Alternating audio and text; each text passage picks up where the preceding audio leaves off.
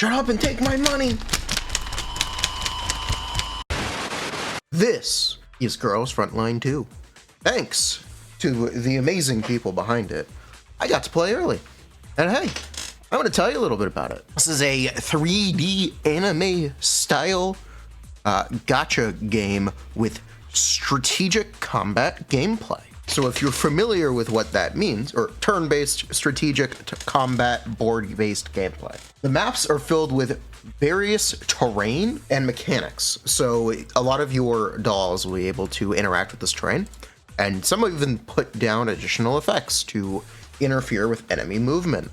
So there's a lot of strategic depth to the combat in this game, and honestly, it's pretty cool. The other thing we need to talk about is we gotta talk about the dolls. I think my favorite, I got a couple, hold on. I got a couple favorites. Latara, look at this. Look at this cute girl with the glasses. She will protect you. Nemesis, not normally, this is not normally my type, but look, something about her. There's something about her. Can't put my finger on what it is. Something about her. I can't quite put my finger on it, but she's got something. She's got something. She's kind of cooking, okay? But look, other favorite. Hold on. I can't believe I didn't talk about her. Sharky. Sharky. Look at her. She's so cute. She's got a lot going on. Look at this. We love Sharky. All of these characters, all of these dolls have specializations and abilities that are unique to them and specializations. So they can be supports, single target DPSs, AoE DPSs, follow-ups, healers, defenders. They can specialize in manipulating the terrain. All really cool and engaging stuff. At any moment, you can look at the characters in a fully modeled, immersive 3D environment. The other thing we need to mention for this game is this feature called Dormitory. Let me tell you what this mode actually is, okay? This is feet mode. At any moment, you see a character in this game, you can see their feet. You can even manipulate the camera, get a better view on it. They thought of everything. Boom. Let's say you only want to play for the quality dolls and the feet. That's okay. As long as your characters are geared and you know what you're doing with team building, this game features autoplay and 3 times fast forward. You know how good 3 times fast forward is? Imagine if it didn't have fast forward. Man, autoplay with no fast forward? Boom! 3x speed. Imagine only having 2x speed.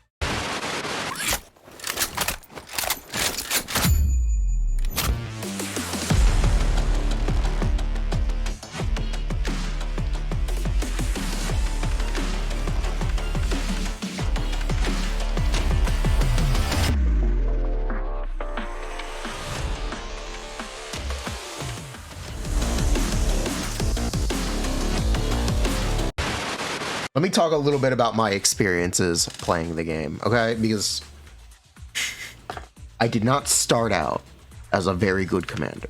I really had a hard time figuring this out. I'm gonna give you some tips so you don't have the same problems. Don't push higher level missions than you're able to do comfortably. Autoplay, while being an incredibly useful feature, is not going to save your life. It is not the be-all end-all. Your teams do need to have some forms of synergy. Follow-up attack characters, support attack characters, I'm not sure what the technical term is. Really useful, honestly. Make sure you are behind cover with your characters because they will take less damage when they're behind cover.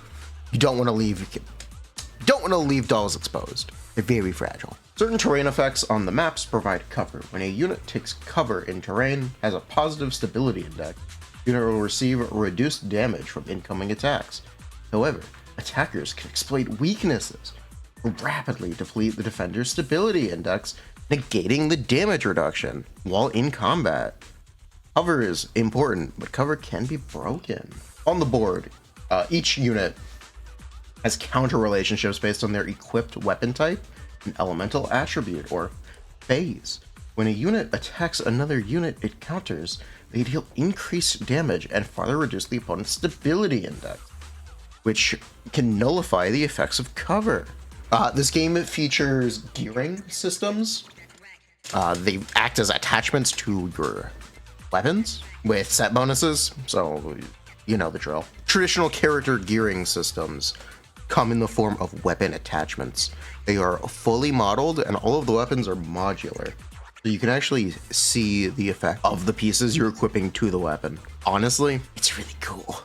It's really, the fact that they took the time and the effort to fully feature and 3D model all of these gun components to be modular. Look, I'm not saying other games are lazy, but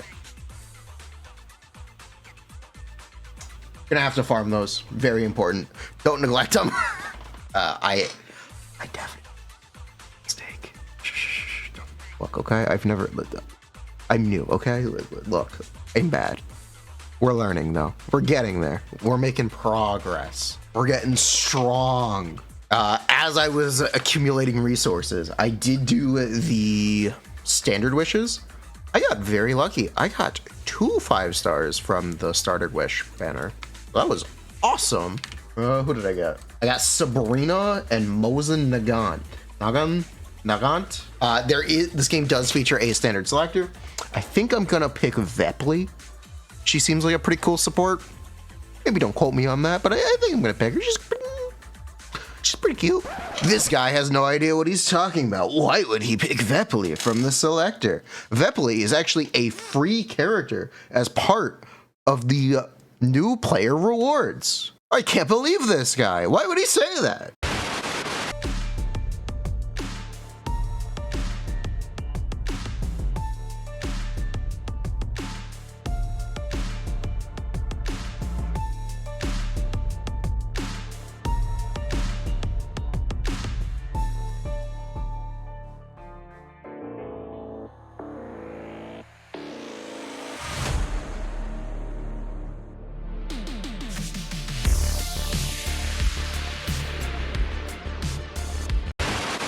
There are 2 limited available, and you can, in fact, play with the wishing animation. Very, very important. The limited characters on release are Swomi and Urid. Urid is a single target, multi-action DPS character. So she'll walk up and bap a dude. Bap! Bap! Bap! Incredibly useful for a lot of these earlier missions. She can have some struggles against bosses, but it's really not a real problem. We also need to talk about Swomi. This is a support, but it's a good fucking support. This is a good fucking support. She gives you shields. She's ice. We all know how good ice is in these games. She's ice. Boom, boom. We love Swomi. Swomi. Show me. Show me the Swomi. This is a great game if you're looking to get into something, really play daily. So it seems like a solid daily driver. It shouldn't require too much time investment, but if you're looking to put in that much time, definitely should be able without any real problems. There's a lot of depth to the combat and its mechanics, so much so that I can't even fully grasp it yet. I wish I could, but no, there's a lot to this and there's a lot to understand. It does feature a fully featured story mode with a normal and hard mode. There's a lot of variety in the enemies that you face. Enemies also have a ton of different mechanics that you will eventually have to learn to play around. So there's also a system called Affinity. Covenant. Players can acquire various gifts that you can give to the dolls. As you give them gifts, you can increase their affinity. You can be their friend. When their affinity reaches max, you can use a covenant ring to form a covenant. A covenant. No, I know no, it's a covenant. Dolls eligible for a covenant will be gradually made available through patch updates. For forming a covenant projection appears on the doll's left hand. Changes as the affinity with the player increases. There are also exclusive rewards for forming covenant, like specific weapon skins and attachment skins. Pretty cool feature. It is a cosmetic feature, but it is really cool. Again, they're really showing off the connection the commander can have with these dolls. So yeah, this is a great game. Would recommend. Thank you so much to Sunborn Games for giving me the opportunity to play early. Join me when Girls Frontline 2 releases today, December 3rd. I'll see you in Girls Front 2 on release, Commander.